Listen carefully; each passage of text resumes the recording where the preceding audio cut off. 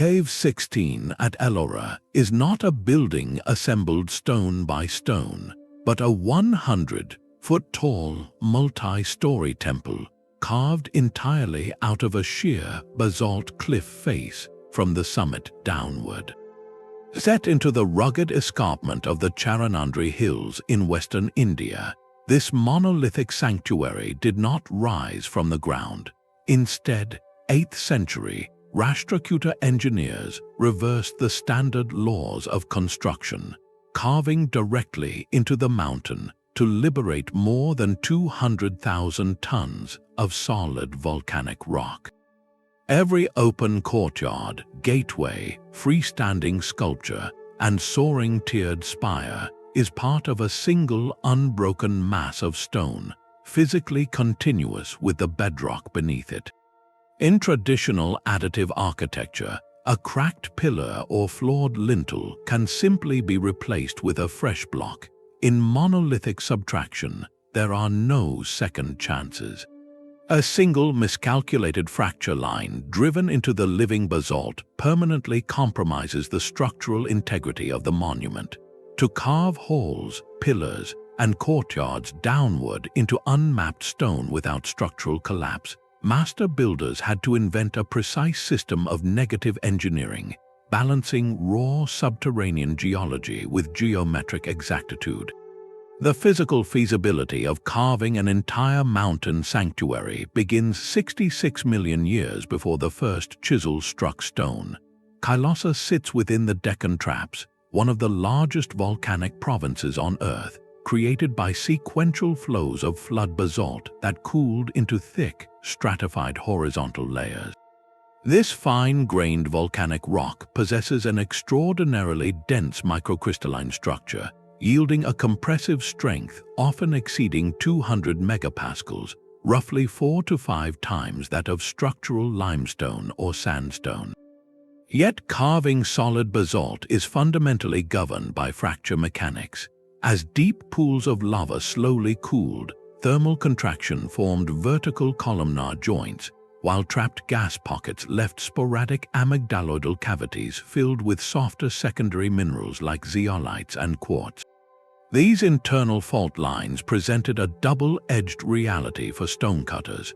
Strike the basalt along its natural horizontal bedding planes, and the rock yields in predictable, flat slabs.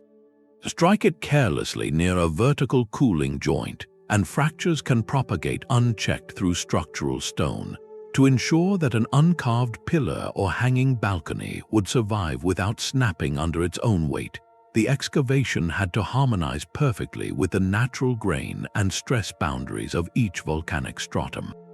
Harnessing such volatile geology required an unprecedented concentration of imperial power and technical coordination. In the mid-8th century, King Krishna I consolidated the rising Rashtrakuta Empire after eclipsing the Badami Chalukyas. To legitimize his dynasty and project absolute sovereignty across western India, Krishna commissioned an architectural feat never before attempted at this scale: an earthly manifestation of Mount Kailash, the divine Himalayan residence of Shiva, chiseled directly out of an Indian hillside.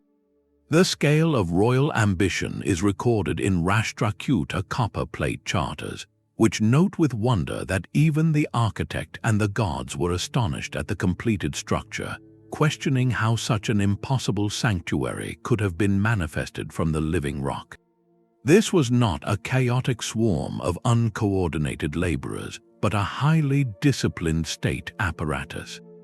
Royal logistical networks supplied hundreds of tons of refined iron for tools, continuously replenished timber and forge fuels, and mobilized elite guilds of master esthapathes, or master architects, who directed hundreds of specialized quarrymen, rough hewers, and master sculptors through a unified chain of command. To understand the intellectual leap required of these master architects, consider the fundamental divergence between additive and subtractive construction. In standard additive architecture, building is a process of accumulation. Individual blocks are quarried off-site, dressed, lifted, and mortared into place. If a mason cuts a lintel 2 inches too short or a ceiling beam fractures under tension, the damaged unit is discarded and a replacement is raised. Error recovery is built into the workflow. Monolithic subtraction permits no such margin of safety. In negative engineering, the empty spaces, the mandapa halls, the perimeter courtyards, and the vaulted circumambulatory paths must be cut out of solid rock, while every structural column and load-bearing wall must be left behind in precisely the right coordinates. If a quarryman chips 5 inches too deep into a pillar shaft, that missing stone is gone forever, irreversibly altering the load distribution of the ceiling above it. Before a single basket of rock was removed, the entire 3-dimensional volume had to be resolved down to the inch. Architects translated complex geometric blueprints, drafted on palm leaves using ancient canons of proportion, directly into full-scale mental projections of the unexcavated bedrock. Translating those theoretical blueprints into physical stone began on an irregular, sloping ridge 60 feet above the valley floor. Before downward excavation could start, surveyors had to establish a perfectly horizontal baseline across uneven basalt outcrop. They accomplished this through a time-tested water leveling technique, carving narrow, interconnecting perimeter trenches across the rock summit and filling them with water. Because the surface of resting water forms an unbroken, dead-level plane, surveyors could scribe an absolute datum line into the basalt, establishing a flat horizontal coordinate across the entire footprint of the future temple. From this water-calibrated baseline, surveyors laid out a rigorous grid using dyed cords and iron pins, mapping the 3-dimensional layout of the complex onto the natural surface. Weighted plumb lines were then dropped along vertical control faces to translate these horizontal center lines downward through space.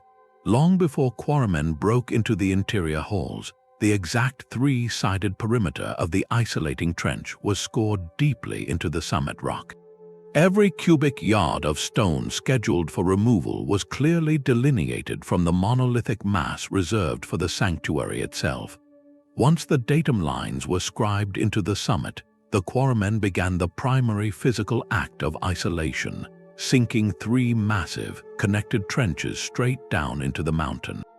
To separate the temple core from the surrounding basalt mass, 2 parallel lateral cuts, each extending over 270 feet into the hillside, were driven inward.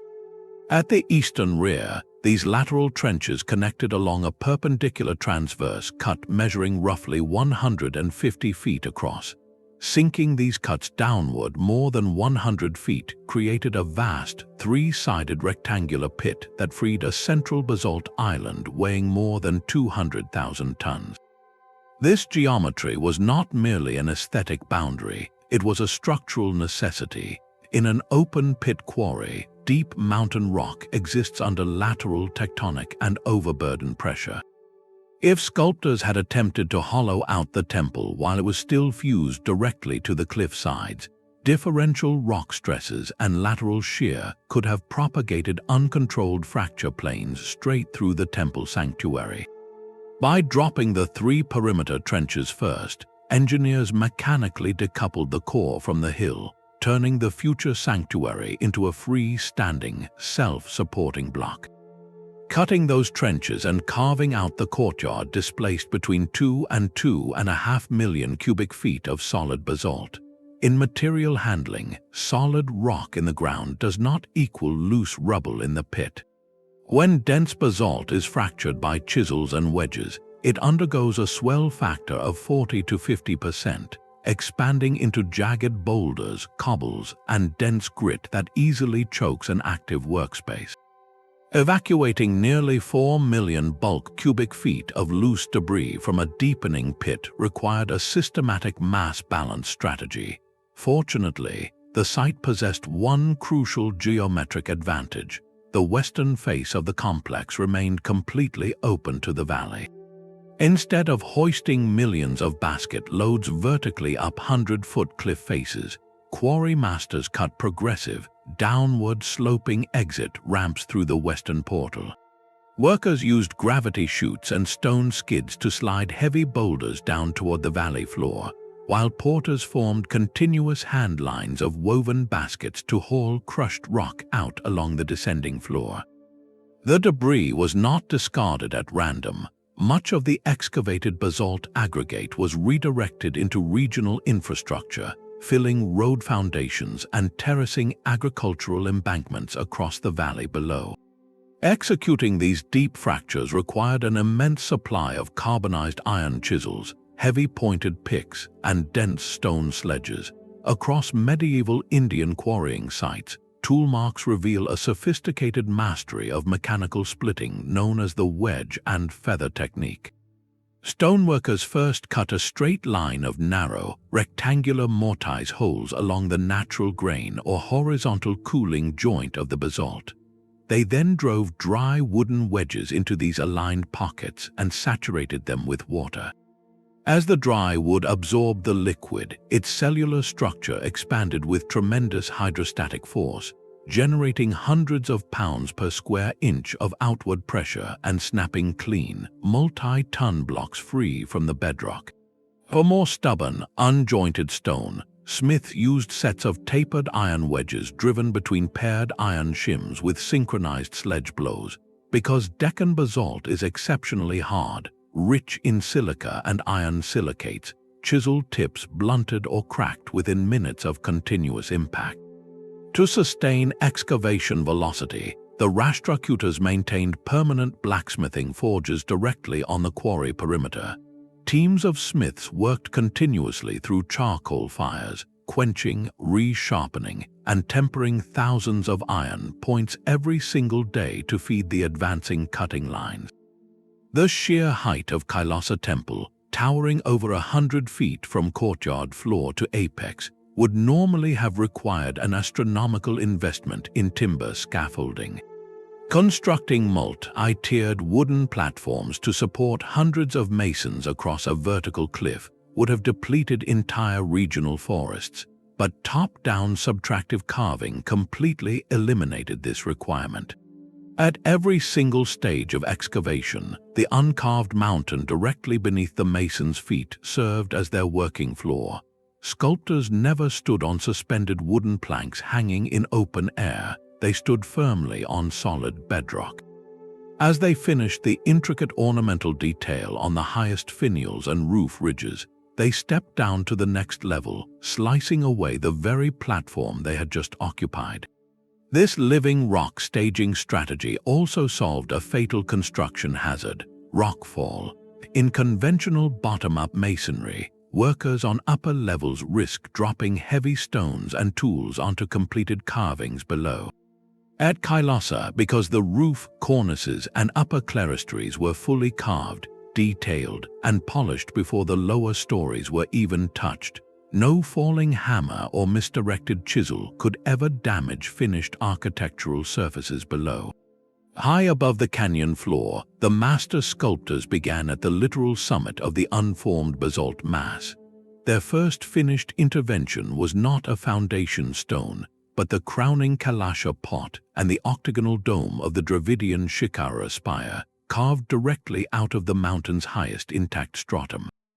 Working outward from the central vertical plumb axis, artisans defined the apex finial with fine point chisels, dressing every curve to its final polished state before addressing the stone immediately below.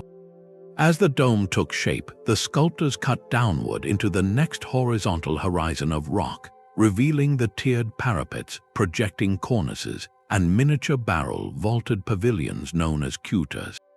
Every decorative frieze and intricate molding had to be brought to complete aesthetic and geometric resolution before the rock platform supporting the artisan's feet was chiseled away. A single miscalculated fracture on an upper tier would permanently warp the descending pyramidal silhouette, as there was no spare basalt to replace a broken cornice. Once an entire tier's outer profile was fully articulated, the quarrymen stripped away the surrounding basalt floor to establish the next working bench, cascading downward layer by layer as the towering spire emerged in crystalline relief. As the exterior silhouette dropped toward the main hall level, Rashtrakuta engineers confronted an extraordinary structural reality. Monolithic columns behave fundamentally differently from assembled stone pillars. In conventional architecture, pillars consist of stacked drums or blocks separated by mortar joints that can slip, settle, and redistribute localized stress. At Kailasa, a pillar is not an inserted support. It is a continuous, unbroken crystalline extension of both the bedrock floor below and the solid mountain ceiling above. This lack of joints meant the columns experienced purely compressive dead weight loading directly coupled to the overhead basalt mass, which weighed hundreds of tons across the vast expanse of the main hall roof. To prevent brittle failure, master builders had to account for internal shear stresses within the Deccan Traps basalt itself. If a column was excavated too slender, natural cooling fissures and horizontal bedding planes could cause the stone to shear diagonally under the immense ceiling load. Engineers deliberately overdimensioned the cross-sectional area of each pillar shaft, ensuring compressive stress remained well below basalt's ultimate compressive strength of over 100 megapascals. By leaving thick, square load-bearing profiles integrated directly into the roof beams, they turned the native rock into a monolithic architrave with zero risk of joint displacement. Once the exterior roof lines and upper clerestories were fully defined, the excavation took a dramatic inward turn. To hollow out the great mandapa and the inner sanctum, miners did not dig from the ground up. They tunneled horizontally through the newly carved porch openings directly into the dark heart of the mountain core. The secret to carving vast subterranean halls without triggering a catastrophic roof collapse was strictly replicating the top-down logic inside the void. Entering near the ceiling line, workers first carved out a flat, continuous stone ceiling overhead, smoothing the beams and decorative rosettes while the entire floor of the room remained solid rock just below chest height. Only after the roof span was structurally secure did miners begin slicing away the floor beneath them in carefully planned stages. Instead of quarrying out the entire internal space at once, they left massive, rough-hewn basalt bulkheads standing at precisely surveyed coordinates. As the floor level dropped downward foot by foot, stone carvers enveloped these remaining vertical blocks, gradually shaving away the excess basalt to reveal 16 freestanding monolithic pillars arranged in 4 crisp rows. What appeared from the inside to be an assembled pillared hall was actually a single continuous cavern carved around untouched pillars of living stone. The ultimate test of subtractive precision occurred out in the deepening courtyard, where engineers left massive isolated rock towers standing in open space as the surrounding floor dropped over 100 feet. In the northern and southern courtyards, quarrymen bypassed designated zones entirely, carefully excavating around giant vertical cylinders of solid basalt that were subsequently sculpted into 50-foot-tall monolithic victory pillars, or dvajastampas, and monumental life-sized elephants.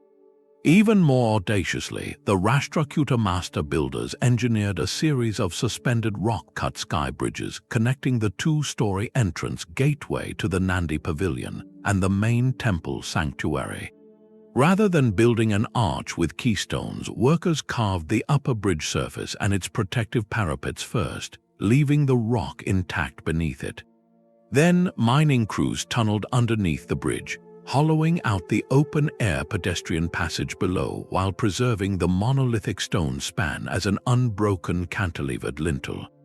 Because every freestanding statue, pillar, and overhead walkway was carved from the same parent bedrock as the courtyard floor, there were no separate foundations to settle unevenly. The entire courtyard emerged as an integrated, self-supporting spatial complex, entirely liberated from the mountain without a single block of added masonry. Step up to the towering vertical perimeter scarps flanking the courtyard, and the sheer mechanical choreography of this excavation becomes visible in the stone itself.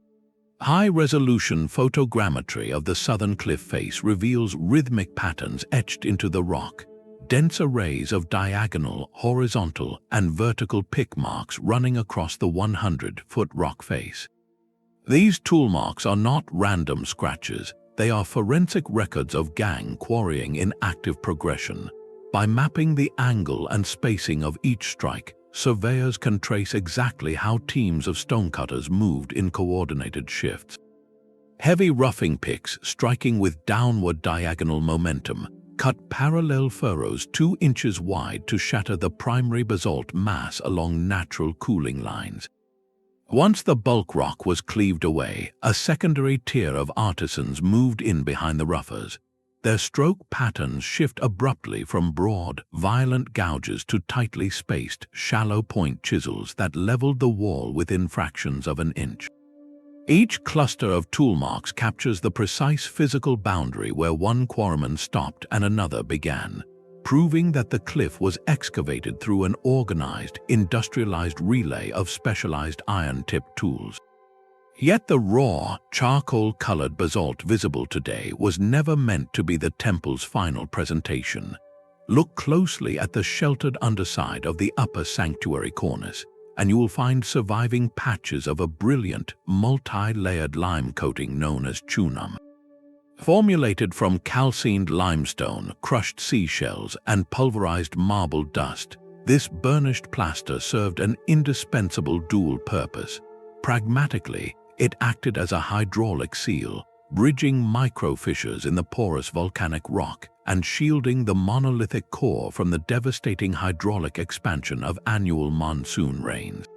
Aesthetically, it executed a complete architectural transformation.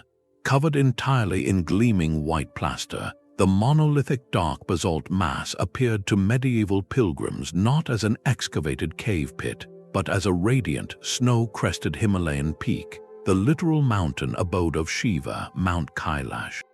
In sheltered porticos and interior ceiling coffers, fragments of vibrant mineral frescoes still cling to this plaster base, showing that rich ochres, lapis lazuli, and cinnabar once brought the entire white-coated stone sculpture to life. This monumental output has led to intense debate regarding the labor physics required to cut 200,000 tons of basalt. Traditional historical interpretations often compress the timeline into the reign of Krishna I, suggesting a span of roughly 20 to 40 years of continuous work. When evaluated against the rock mass, this demands an average extraction rate of 15 to 25 tons of solid basalt hauled up and cleared every single day. However, rock extraction is strictly governed by spatial crowding constraints rather than sheer workforce numbers. A stonecutter swinging a heavy iron mallet requires a clear operational envelope of at least 6 to 8 feet to strike with sufficient fracture energy. Cramming thousands of laborers into a narrow, isolating trench creates fatal spatial interference. Analysis of the available working faces reveals that only a few hundred quarrymen could physically strike rock simultaneously without colliding. The astonishing speed of Kailasa was therefore not achieved through massive armies of uncoordinated labor, but through high-density kinetic efficiency. Small, elite crews quarrying along multiple step tiers, synchronizing their blows to maximize basalt volumetric cleavage without creating bottleneck choke points. Seen from the cliff rim, the deep chasm floor, hollowed pillared halls, and soaring central spire reveal the true scope of this structural achievement. Rashtrakuta master builders did not merely quarry stone to erect a monument. They recognized the inherent load capacity of the Deccan Traps and systematically carved downward, resolving gravitational stresses, spatial clearances, and geometric alignments without a single moment of structural failure. Every architrave, monolithic elephant, and multi-story mandapa emerged not by assembling components from the ground up, but by selectively liberating space from the living mountain. If ancient architects had to choose between the structural predictability of additive masonry and the permanent stability of living rock, which engineering trade-off do you think was harder to manage? Share your perspective in the comments below and subscribe for more in-depth engineering analyses and historical breakdowns of the world's most complex ancient structural marvels. The Kailasa Temple represents the absolute mathematical boundary of subtractive architecture, a structural system where the quarrying phase, structural framing, and final architectural ornamentation were not sequential steps, but simultaneous operations executed downward in single irreversible passes.